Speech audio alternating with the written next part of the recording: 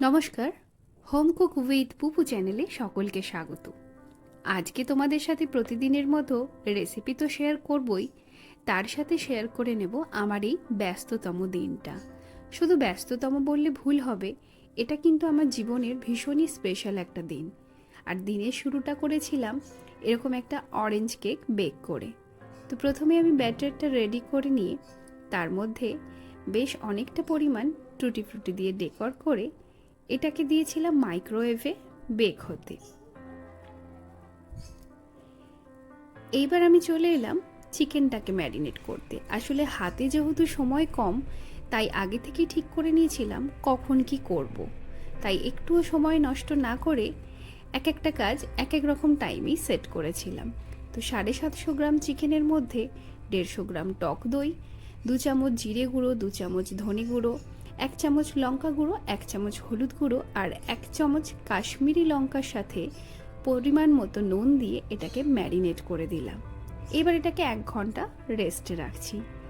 এইবার তোমাদের সাথে শেয়ার করছি এই বিশেষ উপহারটা। উপহারটা আমার জন্য নয়, উপহারটা আমার তরফ থেকে আমার মায়ের জন্য। আজ আমার মায়ের 60তম জন্মদিন। বিয়ের আগে তো সবসময় মায়ের কাছে থাকতামই, কিন্তু বিয়ের পরেও মায়ের একটা বার্থডেও আমি মিস করিনি। মাকে না জানিয়ে সবসময় মাকে সারপ্রাইজ দিয়েছি। তো এটা আমার মায়ের কাছে একটা এক্সপেকটেশন হয়েই গেছে যে জন্মদিন মানেই আমি নিশ্চয়ই হাজির হব। কিন্তু আজকের দিনটা মাকে একটু বেশি চমকে দেওয়ার জন্য সকাল থেকে মাকে তো উইশ করিনি, আর সাথে কিনে নিয়েছি মায়ের সবথেকে পছন্দের শাড়ি। আসলে আমার মা ভীষণ শাড়িপ্রিয় মানুষ, আর এই রকম হাতের কাজ করা শাড়ি তো আমার মায়ের দারুণ ভালো লাগে। কিন্তু এই কাঁথা স্টিচের শাড়ি আমার মা কখনোই কিনে উঠতে পারেনি, কারণ আমার শখ পূরণ করতে অনেক সময় কিন্তু মাকে অনেক কিছু শখ ত্যাগ করতে হয়েছে। আমি অনেক দিন আগে থেকেই মাকে নিজের ইনকামে উপহার দিয়ে থাকলেও কোনোদিনই মাকে মায়ের এত পছন্দের শাড়িটা কিনে দিতে পারিনি। তাই আগের বছরই ঠিক করেছিলাম মায়ের 60তম জন্মদিনে এই রকম একটা শাড়ি দেব। শাড়িটা তোমাদের কেমন লাগলো অবশ্যই কিন্তু আমাকে কমেন্ট করে জানিও। তো দেখো, যে কোনো জিনিস কিন্তু প্রেজেন্টেশনটাও ভীষণভাবেই কিন্তু মন কাড়ে। তাই মায়ের জন্য এরকম একটা গিফট বক্স রেডি করে নিলাম। আর এখানে চলে এলাম জন্মদিনের স্পেশাল মেনু, পায়েস। তো আমি কিন্তু আজকে পায়েসটা আমার মায়ের মতো করেই বানিয়েছি। আর এখানে দেখো কেকটাও রেডি হয়ে গেছে। আমি দুটো কেক বানিয়েছি, একটা একটু মিষ্টি কম দিয়ে আর একটা একটু মিষ্টি বেশি। আমার মা ঠিক কিভাবে কেক বানায়, সেটার সাথে সাথে আমার মা ঠিক কিভাবে পায়েস বানায়, সেই রেসিপিটাও কিন্তু তোমাদের সাথে আমি আগেই শেয়ার করেছি। তাই এই দুটো আর নতুন করে শেয়ার না করে এগুলোর লিঙ্ক কিন্তু ডেসক্রিপশন বক্সে দিয়ে দিচ্ছি। এই রকম গুড়ের চাপ চাপ পায়েস কিন্তু দারুণ লাগে। এইবার দেখো, চিকেনের জন্য আমি একটা মশলা রেডি করছি।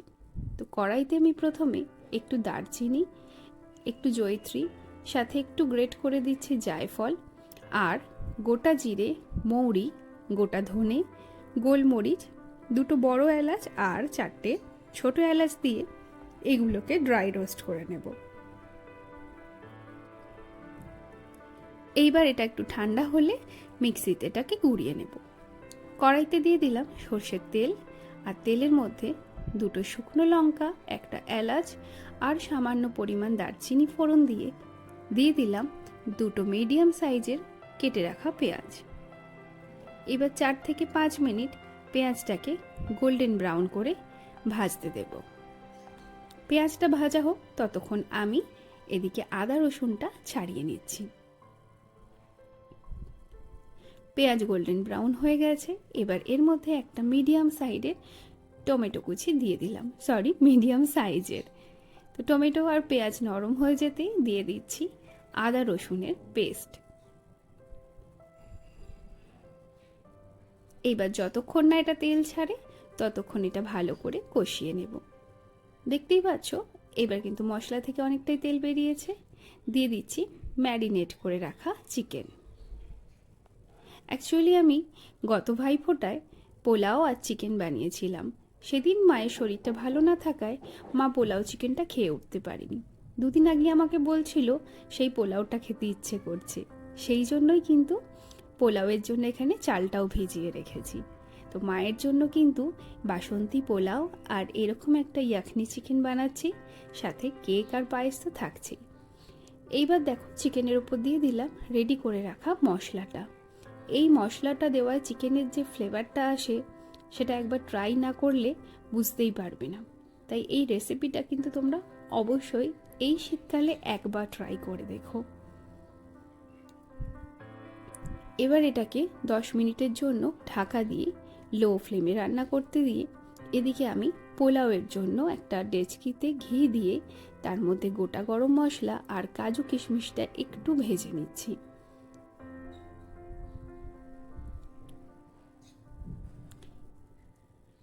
এইবার আমি এর মধ্যে দিয়ে দেব জল ঝরিয়ে রাখা বাসমতি চাল।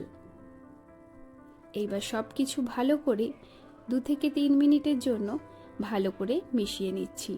গ্যাসের ফ্লেমটা এই সময় কিন্তু মিডিয়াম টু লো রাখবে। এবার এর মধ্যে পরিমাণ মতো নুন আর চিনি দিয়ে দেব জল। জলের পরিমাণটা হবে যতটা চাল তার ডবল জল, মানে 2 কাপ চাল নিলে 4 কাপ জল। তো সেই পরিমাণে আমি কিন্তু এর মধ্যে জল আর সামান্য পরিমাণ ফুড কালার দিয়ে এবার এটা দমে বসিয়ে দিলাম। আর এদিকে দেখো চিকেনটাও কিন্তু একেবারে ফুটে অনেকটাই নরম হয়ে গেছে।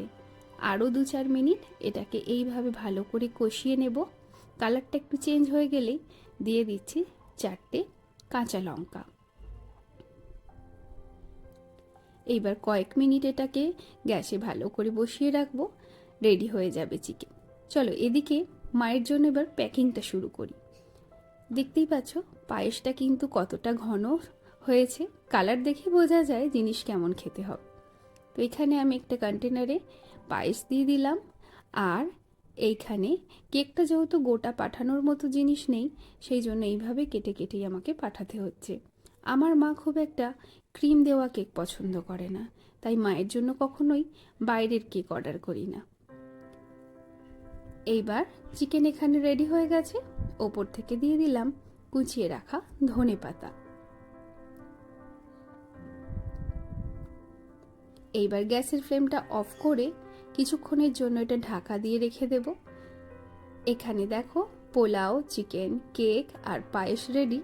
আর এই যেটা দেখছো মায়ের জন্য কিন্তু একটা ছোট্ট চিঠি, যেটা আমার মাকে আজকে ইমোশনাল তো করে তুলবেই তুলবে। সেখানে আছে সারা জীবনে না বলা কিছু কথা, আর আছে মাকে কিছু করা প্রমিস। আশা করছি যেগুলো আমি তোমাদের সকলের আশীর্বাদে অবশ্যই দায়িত্ব সহকারে পালন করতে পারবো। এই যে আমার হাজবেন্ড, সমস্ত কিছু প্যাক করে তার হাতে তুলে দিলাম, বাকি দায়িত্বটা সে পালন করবে মা পর্যন্ত পৌঁছে দিতে। আজকের ব্লগে একটা জিনিস মিস করে যাব, এগুলো দেখার পর মায়ের যে রিয়াকশান সেটা আমি তোমাদের সাথে শেয়ার করতে পারছি না, তবে ভিডিও কলে তো আমি দেখছি। এটুকু বলতে পারি মায়ের খুশির চোখের জলটা দেখতেও আমার বেশ ভালো।